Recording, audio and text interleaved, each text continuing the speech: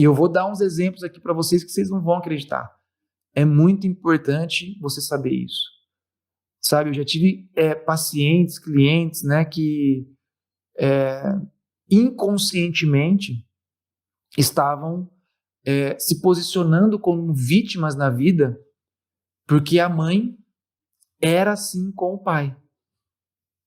Então, olha só que interessante, você acaba vendo algo na sua família, você acaba sofrendo uma situação na sua família, você acaba tendo dó, tendo pena, tendo medo, tendo raiva, e por um sentimento, às vezes você acaba na sua vida adulta, adotando uma postura onde as pessoas sempre desvalorizam,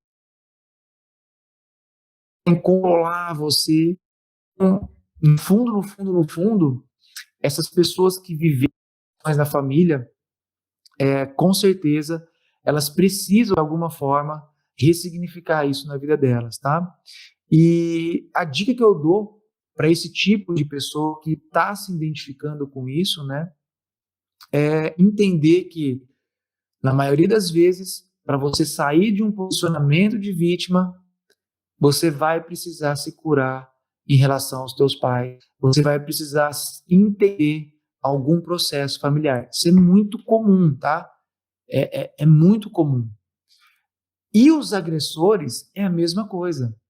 Quantas pessoas que chegam para mim com irritabilidade, com agressividade, extremo controle, que são desse jeito porque os pais são assim, porque os avós eram assim.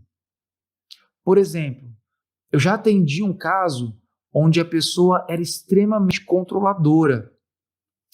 E assim, ela não deixava a esposa fazer nada. Você não tem noção, eram ciúmes. E eu atendi os dois, né?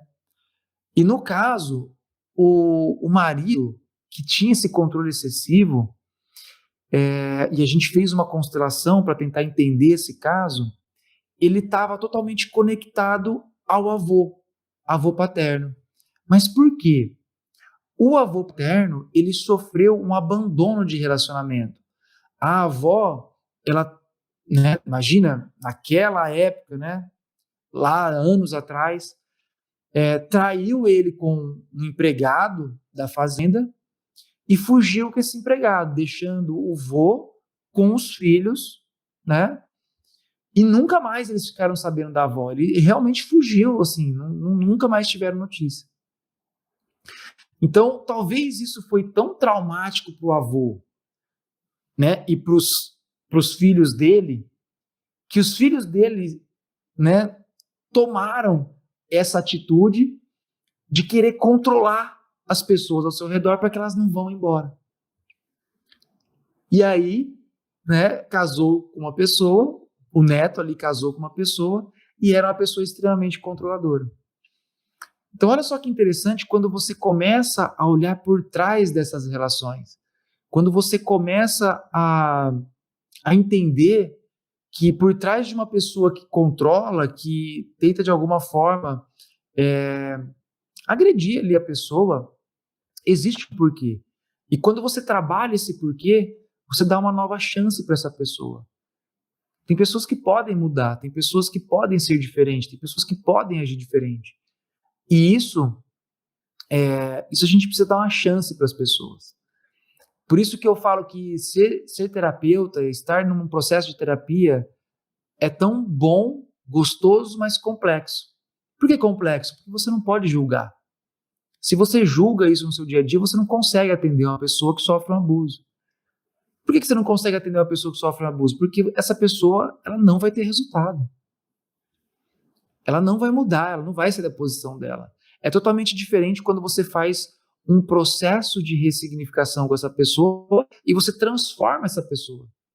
Então, a pessoa que está sempre na postura de vítima, ela não precisa só tomar coragem para terminar e sair fora de um relacionamento. Ela precisa se empoderar para a vida, porque se ela sair daquele relacionamento e entrar em outro, e outro, e outro, ela larga o emprego e entra em outro, onde ela sempre sofre aquela situação, não adianta nada.